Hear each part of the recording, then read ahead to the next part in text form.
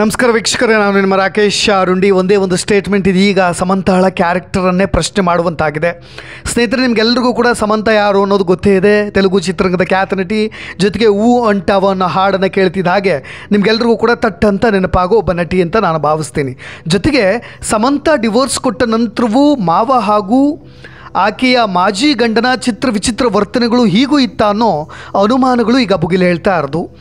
ಸ್ನೇಹಿತರೆ, ತೆಲುಗು ನಟಿ ಸಮಂತಾಳಿಗೆ ಆಕೆಯ ಮಾವ ಇನ್ನೊಬ್ಬನ ಬಳಿ ಹೋಗಿ ಮಲಗುವಂತೆ ಒತ್ತಾಯ ಮಾಡ್ತಾ ಇದ್ರು. ಜೊತೆಗೆ ಖ್ಯಾತ ನಟ ನಾಗಚೈತನ್ಯ ಹಾಗೂ ಸಮಂತಾಳ ಮಾವ ನಾಗಾರ್ಜುನ್ ಚಿತ್ರಹಿಂಸೆ ನೀಡ್ತಾ ಇದ್ರು ಅನ್ನೋ ಅಂಶಗಳು ಈಗ ಕೇಳಿ ಬರ್ತಾ ಇರೋದು. ಸದ್ಯ ಈ ವಿಷಯ ತೆಲುಗು ಚಿತ್ರರಂಗದಲ್ಲಿ ಸಂಚಲನವನ್ನು ಸೃಷ್ಟಿ ಮಾಡಿಬಿಟ್ಟಿವೆ. ಸ್ನೇಹಿತರೆ, ನಿಮಗೆಲ್ಲರಿಗೂ ಗೊತ್ತಿರೋ ಹಾಗೆ ಈ ದುಡ್ಡಿರೋ ಅನೇಕ ಸಂಸಾರಗಳಲ್ಲಿ ಕಲ್ಚರ್ ಅನ್ನೋದು ಕಿಂಚಿತ್ತೂ ಇರೋದಿಲ್ಲ ಅನ್ನೋದು ನಮಗೆಲ್ರಿಗೂ ಕೂಡ ಅನೇಕ ಬಾರಿ ಸಾಬೀತಾಗಿದೆ ಕೂಡ.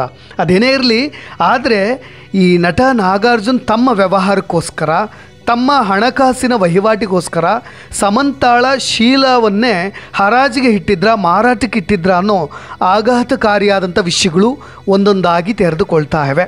ಈ ಕಾರಣದಿಂದಲೇ ನಟ ನಾಗಾರ್ಜುನ್ ಸಮಂತಾಳಿಗೆ ಇನ್ನೊಬ್ಬನ ಜೊತೆ ಮಂಚಕ್ಕೆ ಕಳಿಸೋಕೆ ಸಜ್ಜಾಗಿದ್ದೇ ಈಗ ಡಿವೋರ್ಸ್ ಕೊಡಲಿಕ್ಕೆ ಕಾರಣನ ಅನ್ನೋ ಅನುಮಾನಗಳು ಅಭಿಮಾನಿಗಳಲ್ಲೂ ಕೂಡ ಮನೆ ಮಾಡ್ತಾ ಇವೆ.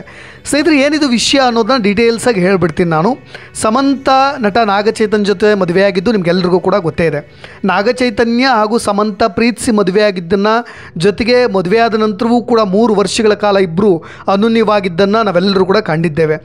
ಮದುವೆಯಾದ 3 ವರ್ಷಗಳಲ್ಲಿ ಇಬ್ಬರ ನಡುವೆ ವಿರಸ ಉಂಟಾಯಿತು, ಜೊತೆಗೆ ಒಂದಿಷ್ಟು ಹೊಂದಾಣಿಕೆಯಲ್ಲಿ ಸಮಸ್ಯೆ ಆಯಿತು. ಅದಾದ ನಂತರ 3 ವರ್ಷಗಳಲ್ಲಿ ಡಿವೋರ್ಸ್ ಕೊಟ್ಟು ಇಬ್ಬರು ದೂರ ಆಗಿಬಿಟ್ರು. ಅದಾದ ನಂತರ ಇಂಡಿಪೆಂಡೆಂಟ್ ಆಗಿ ಬದುಕಿದಂಥ ಸಮಂತ ಅನೇಕ ನೋವುಗಳನ್ನು ಕೂಡ ಅನುಭವಿಸಿದ್ದಾರೆ. ಮಯೋಸೈಟಿಸ್ ಅನ್ನೋ ಕಾಯಿಲೆಯಿಂದ ಬಳಲ್ತಾ ಇದ್ದರು. ಅದಾದ ನಂತರ ಅವ್ರ ಗ್ಲಾಮರ್ ಕಿಂಚಿತ್ತೂ ಕೂಡ ಸ್ವಲ್ಪ ಇಳಿತಾ ಹೋಯಿತು. ಜೊತೆಗೆ ಅದಾದ ನಂತರ ಕೆನಡಾ, ಹೀಗೆ ಬೇರೆ ಬೇರೆ ರಾಷ್ಟ್ರಗಳ ಚಿಕಿತ್ಸೆಯನ್ನು ಕೂಡ ಪಡೆದುಕೊಂಡು ಬಂದರು. ಆ ಕಾಯಿಲೆಯ ಕುರಿತಾಗಿ ಅವರು ಅನೇಕ ಪೋಸ್ಟ್ಗಳನ್ನು ಹಾಕಿದ್ದಾರೆ. ಜೊತೆಗೆ ವೇದಿಕೆಗಳ ಮೇಲೆ ಮಾತನಾಡ್ತಾ ತಾನು ಪಟ್ಟ ಯಾತನೆಯನ್ನು ಹಂಚಿಕೊಳ್ತಾ ಕಣ್ಣೀರಿಟ್ಟಿದ್ದಾರೆ. ಅದೆಲ್ಲವನ್ನು ಕೂಡ ನೀವು ನೋಡಿದ್ದೀರ. ಆದರೆ ಸಮಂತ ಅಷ್ಟೆಲ್ಲ ನೋವುಗಳನ್ನು ಅನುಭವಿಸಿ, ಜೊತೆಗೆ ತಾನು ತನ್ನ ಫ್ಯಾಮಿಲಿಯಿಂದ ದೂರ ಆಗಲಿಕ್ಕೆ ಕಾರಣ, ತನ್ನ ಮಾವ ಮತ್ತು ತನ್ನ ಮಾಜಿ ಗಂಡನಿಂದ ದೂರ ಆಗಲಿಕ್ಕೆ ಏನು ಕಾರಣ ಅನ್ನೋದು ಕೂಡ ಅನೇಕ ಬಾರಿ ಇಂಟರ್ವ್ಯೂಸ್ಗಳಲ್ಲಿ, ಅಂದರೆ ಯಶೋಧ ಸಿನಿಮಾದ ಇಂಟರ್ವ್ಯೂಸ್ಗಳಲ್ಲೂ ಕೂಡ ಅದನ್ನು ಹಂಚಿಕೊಂಡಿದ್ದಾರೆ. ಅದು ಅವ್ರಿಗೆ ಕೊಟ್ಟ ಕಾರಣ, ತಾನು ಬಹಳಷ್ಟು ಹಾಡುಗಳಲ್ಲಿ ತುಂಬ ಎಕ್ಸ್ಪೋಸ್ ಆಗ್ತಾ ಇದ್ದೆ, ಅದು ಅವರು ಎಕ್ಸ್ಪೋಸ್ ಆಗೋದನ್ನು ತಡೀತಾ ಇದ್ದರು. ಜೊತೆಗೆ ಅನೇಕ ಸಾಂಗ್ಸ್ಗಳಲ್ಲಿ ತುಂಬ ಓಪನ್ ಅಪ್ ಆಗೋದನ್ನು ಅವರು ಇಷ್ಟಪಡ್ತಾ ಇರಲಿಲ್ಲ. ಹಾಗಾಗಿ ಒಂದಿಷ್ಟು ವಿರಸಗಳು ಉಂಟಾಗ್ತಾಯಿತ್ತು. ಹಾಗಾಗಿ ನಾನು ಡಿವೋರ್ಸ್ ಪಡೆದುಕೊಂಡೆ ಅನ್ನೋ ಮಾತುಗಳನ್ನು ಹೇಳ್ಕೊಂಡಿದ್ದರು. ಆದರೆ ಇದೀಗ ತೆಲಂಗಾಣದ ಸಚಿವೆ ಹಾಗೂ ಕಾಂಗ್ರೆಸ್ ನಾಯಕಿ ಕೊಂಡಾ ಸುರೇಖಾ ಅವರು ಅಚ್ಚರಿಯ ಸ್ಟೇಟ್ಮೆಂಟನ್ನು ಕೊಟ್ಟು ನಾಗಾರ್ಜುನ್ ಫ್ಯಾಮಿಲಿಯ ಮಾನ ಹರಾಜು ಹಾಕಿಬಿಟ್ಟಿದ್ದಾರೆ. ಜೊತೆಗೆ ನಟಿ ಸಮಂತಾಳ ಮಾನ ಹರಾಜು ಮಾಡಲಿಕ್ಕೂ ಕೂಡ ನಾಗಾರ್ಜುನ್ ಫ್ಯಾಮಿಲಿ ಮುಂದಾಗಿತ್ತು ಅನ್ನೋದನ್ನು ಕೂಡ ಅವರು ಹೇಳಿರೋ ಸ್ಟೇಟ್ಮೆಂಟ್ಗಳಲ್ಲಿ ವ್ಯಕ್ತಪಡಿಸಿದ್ದಾರೆ. ಸ್ನೇಹಿತರೆ, ತೆಲಂಗಾಣದ ಮಾಜಿ ಮುಖ್ಯಮಂತ್ರಿ ಆಗಿದ್ದಂಥ ಕೆ ಚಂದ್ರಶೇಖರ್ ರಾವ್ ಅವರ ಪುತ್ರ KT ರಾಮರಾವ್ ಅವರಿಗೂ ಸಮಂತಾಳಿಗೂ ಸಂಬಂಧವಿದೆ ಅನ್ನೋ ರೀತಿಯಾಗಿ ಸಚಿವೆ ಕೊಂಡಾ ಸುರೇಖಾ ಅವರು ಮಾತನಾಡಿಬಿಟ್ರು. ಈ ಹೇಳಿಕೆ ಈಗ ರಾಷ್ಟ್ರವ್ಯಾಪಿ ಸಂಚಲನವನ್ನು ಸೃಷ್ಟಿ ಮಾಡಿಬಿಟ್ಟಿದೆ. ಹಾಗಾದರೆ ಏನಿದು ಇಶ್ಯೂ ಅಂತ? ಎನ್ ಕನ್ವೆನ್ಷನ್ ಹಾಲ್ ಅನ್ನೋದು ನಾಗಾರ್ಜುನ್ ಒಡೆತನದ ಒಂದು ಆಸ್ತಿ. ಅದನ್ನು ಉಳಿಸ್ಕೊಳ್ಳಿಕ್ಕೆ ಬಹಳಷ್ಟು ಹರಸಾಹಸವನ್ನು ಪಡ್ತಾಯಿದ್ರು. ಅದನ್ನು ಉಳಿಸ್ಕೊಳ್ಳಿಕ್ಕೆ ಸಮಂತ ಅವರನ್ನು ಇದೇ KT ರಾಮರಾವ್ ಅವರ ಬಳಿ ಕಳಿಸ್ಲಿಕ್ಕೂ ಕೂಡ ನಾಗಾರ್ಜುನ್ ಮುಂದಾಗಿದ್ದರಂತೆ. ಒಂದು ರಾತ್ರಿ KT ರಾಮರಾವ್ ಅವರ ಬಳಿ ನೀನು ಕಳಿಬೇಕಾಗತ್ತೆ, ಇಲ್ಲದೇ ಇದ್ದರೆ ನನ್ನ ಒಡೆತನದ ಎನ್ ಕನ್ವೆನ್ಷನ್ ಹಾಲ್ನ ಅವನು ಉಡಿಸ್ ಮಾಡಿಬಿಡ್ತಾನೆ. ಅದಕ್ಕೋಸ್ಕರ ನಾಗಾರ್ಜುನ್ ಅವರು ಸಮಂತ ಬಳಿ ಹೋಗಿ ಈ ಒಂದು ರಾತ್ರಿ ಮಲಗೋ ವಿಚಾರವಾಗಿ ಡೀಲ್ಗೆ ಮಾತನಾಡಿದ್ರಂತೆ. ಆದರೆ ಇದಕ್ಕೆ ಆರಂಭದಲ್ಲಿ ಸಮಂತ ಒಪ್ಪಲಿಲ್ಲ. ಜೊತೆಗೆ ನಾಗಚೈತನ್ಯ ಅವರು ಇದಕ್ಕೆ ಒತ್ತಡ ಹೇರಿದಾಗಲೂ ಕೂಡ ಅದನ್ನು ಒಪ್ಪಲಿಲ್ಲ. ಹಾಗಾಗಿ ಅವರಿಬ್ಬರು ಕೂಡ ಡಿವೋರ್ಸನ್ನು ಪಡೆದುಕೊಂಡ್ರು ಅನ್ನೋ ರೀತಿಯಾಗಿ ಇದೇ ಕೊಂಡಾ ಸುರೇಖಾ ಅವರು ಹೇಳಿಕೆಯನ್ನು ಕೊಟ್ಟುಬಿಟ್ರು. ಜೊತೆಗೆ ಅನೇಕ ನಟಿಯರ ಫೋನ್ ಟ್ಯಾಪಿಂಗನ್ನು ಕೂಡ ಈ KT ರಾಮರಾವ್ ಅವರು, ಅಂದರೆ BRS ಪಕ್ಷದ MLA ಆಗಿರ್ತಕ್ಕಂಥ KT ರಾಮರಾವ್ ಅವರು ಅನೇಕ ನಟಿಯರ ಫೋನ್ ಟ್ಯಾಪ್ ಮಾಡಿ ಅದನ್ನು ನೆಕ್ಸ್ಟ್ ಬ್ಲ್ಯಾಕ್ ಮೇಲ್ ಮಾಡ್ತಾಯಿದ್ರು. ಜೊತೆಗೆ ಅವ್ರನ್ನ ಕೆಟ್ಟದಾಗಿ ಬಳಸ್ಕೊಳ್ತಾ ಇದ್ರು.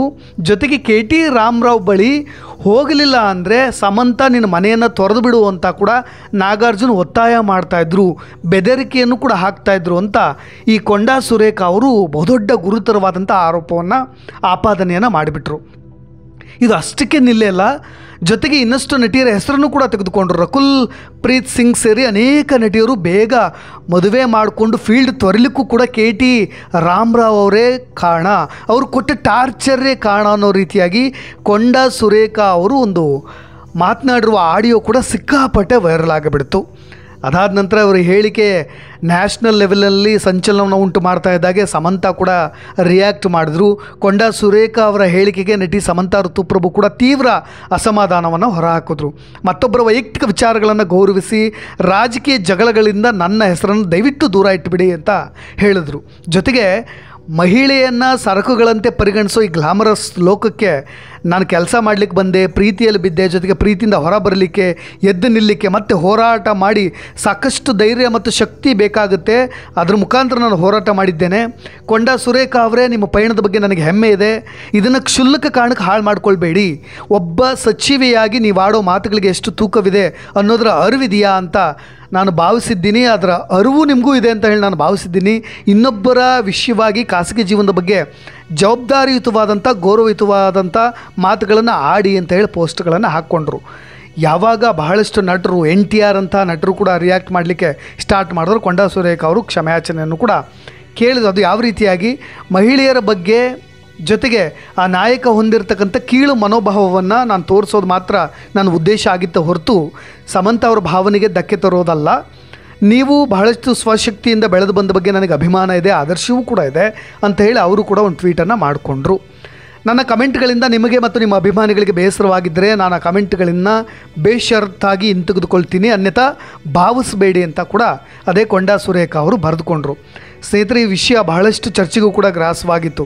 ಜೊತೆಗೆ ಈ ರಾಜಕೀಯ ತೀಟೆಗಳನ್ನು ತೀರಿಸ್ಕೊಳ್ಳಿಕ್ಕೂ ಕೂಡ ನನ್ನ ಹೆಸರನ್ನು ಈ ರೀತಿಯಾಗಿ ನಮ್ಮ ಫ್ಯಾಮಿಲಿ ಹೆಸರುಗಳನ್ನು ತೆಗೆದುಕೊಳ್ಬೇಡಿ ಅಂತಲೂ ಕೂಡ ಇದೇ ಸಮಂತಾಳ ಮಾಜಿ ಪತಿ ನಾಗಚೈತನ್ಯ ಅವರು ಕೂಡ ರಿಯಾಕ್ಟ್ ಮಾಡಿದ್ರು. ನಾಗಚೈತನ್ಯ ಅವರು ಹೇಳಬೇಕಾದ್ರೆ, ಈ ಸಚಿವೆ ಕೊಂಡಾ ಸುರೇಖಾ ಅವರ ಹೇಳಿಕೆ ಕೇವಲ ಸುಳ್ಳು ಮಾತ್ರವಲ್ಲ, ಇದು ಸಂಪೂರ್ಣ ಹಾಸ್ಯಾಸ್ಪದ ಮತ್ತು ಸ್ವೀಕಾರಾರ್ಹವಲ್ಲ. ಮಹಿಳೆಯರಿಗೆ ಗೌರವ ಮತ್ತು ಬೆಂಬಲ ನೀಡಬೇಕು. ಮಾಧ್ಯಮಗಳಲ್ಲಿ ಪ್ರಚಾರ ಗಿಟ್ಟಿಸ್ಕೊಳ್ಳೋದು, ಹೆಡ್ಲೈನ್ನಲ್ಲಿ ನಿಮ್ಮ ಹೆಸರು ಬರಬೇಕು ಅನ್ನೋ ವಿಷಯವಾಗಿ ಸೆಲೆಬ್ರಿಟಿಗಳ ವೈಯಕ್ತಿಕ ಜೀವನದ ನಿರ್ಧಾರಗಳನ್ನು ಲಾಭ ಮತ್ತು ದುರ್ಬಳಕೆ ಮಾಡ್ಕೊಳ್ತಾ ಇರೋದು ನಾಚಿಗೇಡಿನ ಸಂಗತಿ ಅಂತೇಳಿ ಇದೇ ಅಕ್ಕಿನೇನಿ ನಾಗಚೈತನ್ಯ ಅವರು ಕೂಡ ಟ್ವೀಟ್ ಮಾಡಿದ್ರು. ಜೊತೆಗೆ ನಾಗಾರ್ಜುನ್ ಕೂಡ ಈ ರೀತಿಯಾದಂಥ ಮಾತುಗಳನ್ನು ಖಂಡಿಸಿಬಿಟ್ರು. ನಿಮ್ಮ ಬೇಳೆಗಳನ್ನು ಬೇಯಿಸ್ಕೊಳ್ಳಿಕ್ಕೆ, ನಿಮ್ಮ ಕೆಲಸ ಕಾರ್ಯಗಳನ್ನು ಈಡೇರಿಸ್ಕೊಳ್ಳಿಕ್ಕೆ, ನಿಮ್ಮ ರಾಜಕೀಯ ಕೆಸರೆರ ಚಾಟದಲ್ಲಿ ನಮ್ಮನ್ನು ಬಳಸ್ಕೊಳ್ಬೇಡಿ ಅಂತ. ನಿಮ್ಮ ತೀಟೆಗೋಸ್ಕರ ಹಿಂಗೆ ಮಾಡೋದ, ಯಾಕೆ ಸುಮ್ಮನಿದ್ದೀನಿ ಅಂದರೆ ಏನು ಬೇಕಾದರೂ ಮಾಡ್ಬೋದಾ ಅನ್ನೋ ರೀತಿಯಾಗಿ ನಟ ನಾಗಚೈತನ್ಯ ಅವರು ಕೂಡ ರಿಯಾಕ್ಟ್ ಮಾಡಿದ್ರು. ಒಟ್ಟಾರೆಯಾಗಿ ಇದು ತೆಲುಗು ಚಿತ್ರರಂಗದ ವಲಯದಲ್ಲಿ ಒಂದು ಸೆನ್ಸೇಷನ್ ಕ್ರಿಯೇಟ್ ಮಾಡಿಬಿಟ್ಟಿದೆ.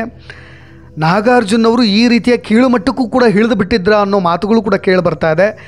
ಸದ್ಯ ಸಮಂತಾ ಅವರು ಈ ವಿಷಯವನ್ನು ಅಲ್ಲಗಳೆದಿದ್ದಾರೆ. ಜೊತೆಗೆ ನನ್ನ ಉದ್ದೇಶವೇ ಬೇರೆ ಆಗಿತ್ತು ಅನ್ನೋದು ಕೂಡ ಆರೋಪ ಮಾಡಿದಂಥ ಸುರೇಖಾ ಅವರು ಕೂಡ ಸ್ಪಷ್ಟನೆಯನ್ನು ಕೊಟ್ಟಿದ್ದಾರೆ. ಅದೇನೇ ಇರಲಿ, ಬೆಂಕಿ ಇಲ್ಲದೆ ಹೊಗೆ ಆಡೋದಿಲ್ಲ ಅನ್ನೋ ಮಾತುಗಳ ಜೊತೆಗೆ ಇದು ಎಷ್ಟು ಸತ್ಯ ಎಷ್ಟು ಸುಳ್ಳು ಅನ್ನೋದು ಕೂಡ ಇನ್ನಷ್ಟು ಸ್ಪಷ್ಟತೆ ಸಿಗಬೇಕಾಗಿದೆ ಅಂತ ಹೇಳ್ತಾ, ಇದೇ ರೀತಿಯಾದಂಥ ಇನ್ನಷ್ಟು ವಿಷಯಗಳೊಂದಿಗೆ ಮತ್ತೆ ಬರ್ತೀನಿ. ನಾನು ರಾಕೇಶ್ ಶಾರುಂಡಿ. ಧನ್ಯವಾದ.